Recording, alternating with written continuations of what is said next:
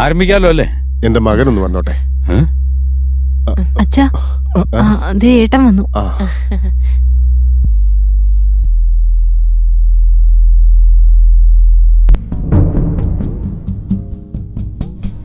എന്റെ ഭൂസ്വത്തിൽ ഉൾപ്പെടുന്ന നഞ്ചങ്കോട് ഗ്രാമത്തിലുള്ള 6 ഏക്കറോളം തെങ്ങിൻ തോപ്പും മൈസൂരിലുള്ള ശ്രീ ഗായത്രി ദേവി രാഗി മില്ലും ശിവദാസന്റെ പേരിലേക്ക് ആക്കേണ്ടതാണ്.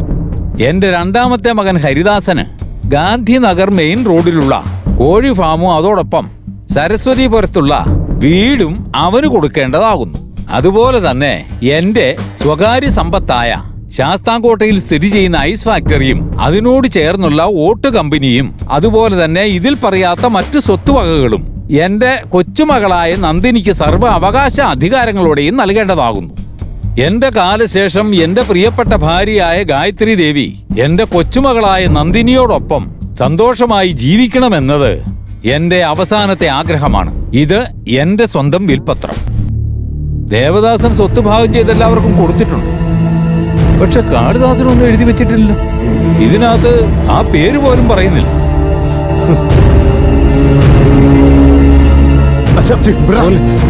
മുത്തശ്ശി,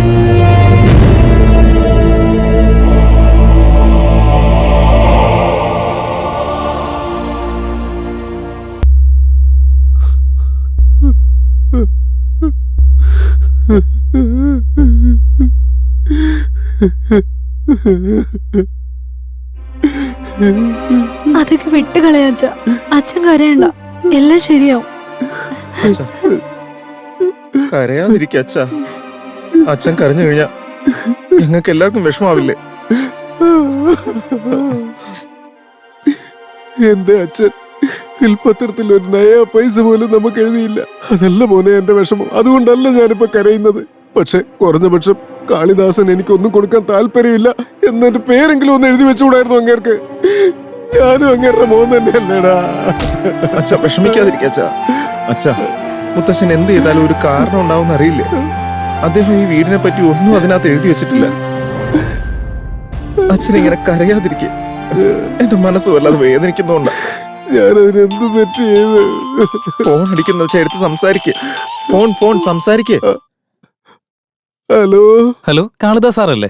അതെ സാർ, ഞാൻ ഇൻഡസ്ട്രിയലിസ്റ്റ് ശിവരാജ് സാറിന്റെ ഓഫീസിൽ നിന്നാണ് വിളിക്കുന്നത്. എന്താ കാര്യം? സാർ അത്യാവശ്യമായിട്ട് ഓഫീസ് വരെ ഒന്ന് വരേണ്ടി വരുമല്ലോ. എന്തിനാ? അത് ഒരു പ്രോപ്പർട്ടിയുടെ കാര്യം പറയാൻ വേണ്ടിട്ടാ. ഒന്ന് പെട്ടെന്ന് വരാൻ പറ്റുമോ സാർ? പ്രോപ്പർട്ടിയുടെ കാര്യം സംസാരിക്കാനോ? അങ്ങനെയാണെങ്കിൽ ഞാൻ ഓടി ഇങ്ങോട്ട് വന്നേക്കാം കേട്ടോ. ഇൻഡസ്ട്രിയലിസ്റ്റ് ശിവരാജൻ സാറിന്റെ ഓഫീസിൽ നിന്നാ ഫോൺ. എന്റെ അച്ഛൻ എനിക്ക് വേണ്ടി ഒന്നും തന്നില്ലെന്നാ വിചാരിച്ചേ. ഒരു വലിയ വീതം നമുക്ക് വേണ്ടി വെച്ചിട്ടുണ്ട് മോനെ, വലിയൊരു വീതം. ഞാൻ പറയുന്നത് മര്യാദ കേട്ടോ. ഈ കാര്യം നാട്ടുകാരോട് മുഴുവൻ പറഞ്ഞുകൊണ്ട് നടക്കണം. മിണ്ടായിരുന്നു കേട്ടോ. ഇയാളുടെ ഈ ഒച്ചപ്പാട് ഇപ്പൊ കേൾക്കാനാരും ബാക്കിയുണ്ടാവില്ല. ഇനി രഹസ്യമായിട്ട് വെക്കണോ അത്രേ. ആണല്ലേ? എന്താണ് സൂക്ഷിപ്പ്? നീ എന്താടാ മിഴിച്ചു നിൽക്കുന്നത്? പോവാം, വാ. വേഗം വാ. നടക്ക്.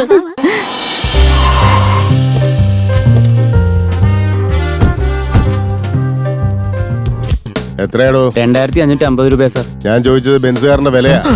താൻ കുറച്ചു നേരം വെയിറ്റ് ചെയ്യാം. ഞാൻ വന്നിട്ട് എടോ, വെയിറ്റിംഗ് ചാർജ് ഒന്നും തരാൻ പറ്റില്ല. ഓഫീസിൽ വന്ന് കാശ് തരാൻ പോ. എന്തൊരു ഡ്രസ്സാടാ ഇത്?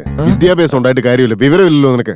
ഓരോരോ സ്ഥലത്തും ഓരോ രീതിയിലുള്ള ഡ്രസ് ചെയ്യാനുള്ള കോമൺ സെൻസ് വേണ്ട. ഈ ഡ്രസ്സിന് എന്താ കുഴപ്പം? ചോദിച്ചോ. അച്ഛ, കണ്ണാടി വേണ്ട, എനിക്ക് നിലവൊന്നും കാണാൻ പറ്റില്ല. അമ്മോളോട് എന്നാ ശരി. മാഡം, ലാസ്റ്റ് ടൈം വന്ന ആ ക്ലയന്റ് ഇല്ലേ? Excuse me. I would like to meet your Shivraj sir. ഓ, കാളിദാസ് സാറാണല്ലേ? Yes. Please come sir. Sir അകത്തുണ്ട്. Hi Shivraj, how are you? I am Kalidas. This is my son Ramdas. Sir, മറ്റേ Devdas property ആ Kalidas അതിവരെ. Yes. He is a businessman. ബിസിനസ്മാനോ? എന്ത് ബിസിനസ്സാ? അത് export garments. Export garments? ഓ, നിങ്ങക്ക് കുടിക്കാൻ എന്തെങ്കിലും വേണോ? No. ഇപ്പൊ ഇങ്ങോട്ട് വരുന്ന വഴിക്ക് ഞങ്ങൾ താജ് ഹോട്ടലിൽ പോയി ഒരു കാപ്പി കുടിച്ചതേ ഉള്ളൂ. Fine. Mister Kalidas, I am really very sorry to say this. അച്ഛനെ അടക്കുമ്പോ എനിക്ക് വരാൻ പറ്റിയില്ല. ഇന്നലെ ഞാൻ ലണ്ടനിൽ നിന്ന് എത്തിയതേ ഉള്ളൂ. It's all right. ഉം. Better luck next time. ഉം. നിങ്ങളുടെ അച്ഛൻ ഡോക്യുമെന്റ്സിന്റെ കാര്യം എന്തെങ്കിലും പറഞ്ഞിരുന്നോ? അത് നിങ്ങളുടെ ഓഫീസിൽ തന്നെ എല്ലാം കൊടുത്തിട്ടുണ്ടെന്നാണ് പറഞ്ഞത്. നൈസ് മാൻ, വെരി നൈസ് മാൻ. ഞങ്ങൾക്ക് ഞങ്ങളുടെ പ്രോപ്പർട്ടി വേണം. അഡ്വക്കേറ്റ് പ്രകാശിനെ ഒന്ന് അകത്തേക്ക് വിട്ടെ. വരുമ്പോ ദേവദാസിന്റെ ഫയലോടെ കൊണ്ടുവരാൻ പറ. Okay sir. Kalidas, father of Ramdas. പറഞ്ഞോളൂ സാർ. പ്രകാശ്, ഇദ്ദേഹം ദേവദാസ് സാറിന്റെ മകനാ, കാളിദാസ്. ആ. ദേവദാസ് സാറിന്റെ ഡോക്യുമെന്റ്സിലുള്ള എല്ലാ ഡീറ്റെയിൽസും ഒന്ന് പറഞ്ഞു കൊടുത്തേ. ആൻഡ് മിസ്റ്റർ കാളിദാസ്, എനിക്ക് ഇമ്പോർട്ടന്റ് ആയിട്ടൊരു ജോലിയുണ്ട്. അതുകൊണ്ട് ഞാൻ ഇപ്പൊ തന്നെ ഇറങ്ങുക. ഞങ്ങൾക്കും ഒരു ഇമ്പോർട്ടന്റ് ആയ ജോലിയുണ്ട്. ഞങ്ങളിത് കേട്ടിട്ട് പോയിക്കോളാം. എല്ലാം കൃത്യമായിട്ട് ചോദിച്ച് മനസ്സിലാക്കണേ. അദ്ദേഹം എല്ലാം കൃത്യമായിട്ട് എക്സ്പ്ലെയിൻ ചെയ്യും. ഓക്കെ, ശരി എന്നാ. Good luck Kalidas. Same to And all the best. Thank you sir. Detailed ആയിട്ട് പറഞ്ഞു കൊടുക്കും. Show sir. നിങ്ങൾ എന്താ നോക്കിക്കൊണ്ട് നിൽക്കുന്നത്? You can proceed. Mister Kalidas, നിങ്ങളുടെ അച്ഛൻ 1 കോടി രൂപയ്ക്ക് നിങ്ങളുടെ വീട് ഞങ്ങളുടെ കമ്പനിക്ക് വിറ്റിരുന്നു. അതിലിപ്പോ ഒരു പ്രശ്നം എന്താന്ന് വെച്ചാൽ അദ്ദേഹം മരിച്ചതിന് ശേഷം മാത്രമേ ആ വീട് കമ്പനിക്ക് സ്വന്തമാവുള്ളെന്ന് എഗ്രിമെന്റിലുണ്ട്.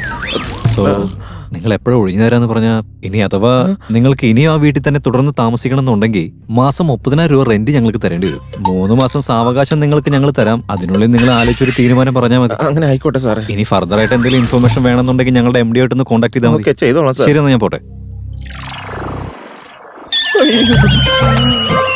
അച്ഛാ,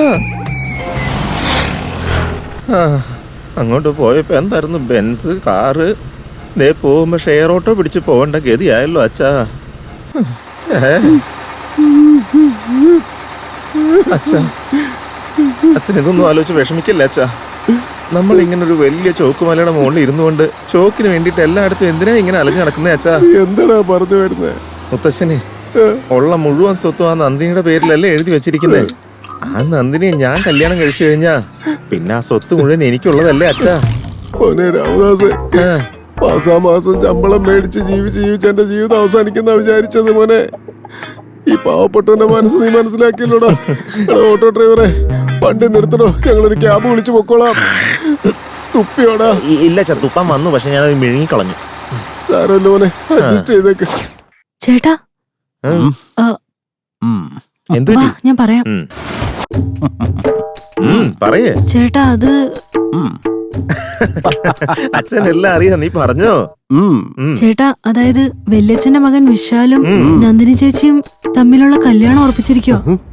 ഇൻവിറ്റേഷൻ കാർഡും പ്രിന്റ് ചെയ്യാൻ കൊടുത്തെന്നാ കേട്ടെ. അയ്യോ അച്ഛാ, അച്ഛാ കിടക്ക. ഇതെന്താ ചേട്ടാ, നീ ബോധം കെടുന്ന ഞാൻ വിചാരിച്ച. അല്ല, അച്ഛനിത് എന്ത് പറ്റി? അച്ഛന് നന്ദിനി മരുമകളായിട്ട് വരണമെന്ന് നല്ല ആഗ്രഹം ഉണ്ടായിരുന്നു അല്ലേ? അതുകൊണ്ടൊന്നുമില്ല മോളെ, അത് വീട്. ചേട്ടാ, ഞാനെന്നാ കുറച്ച് വെള്ളം എടുത്തോണ്ട് വരട്ടെ? വേണ്ട വേണ്ട വേണ്ട. നന്ദിനി എവിടെ? പുറത്തുണ്ട്. എന്താണോ ഇങ്ങനെ നോക്കിക്കൊണ്ടിരിക്കുന്നേ? മതിയോ അതോ കുറച്ചുകൂടെ വേണോ? ഇനി എന്നെ എന്തൊക്കെ ചെയ്യാനാ ഉദ്ദേശം? ചേട്ടാ, അച്ഛൻ മുത്തശ്ശനോട് സംസാരിച്ചോണ്ടിരിക്കുക. സംസാരിക്കട്ടെ.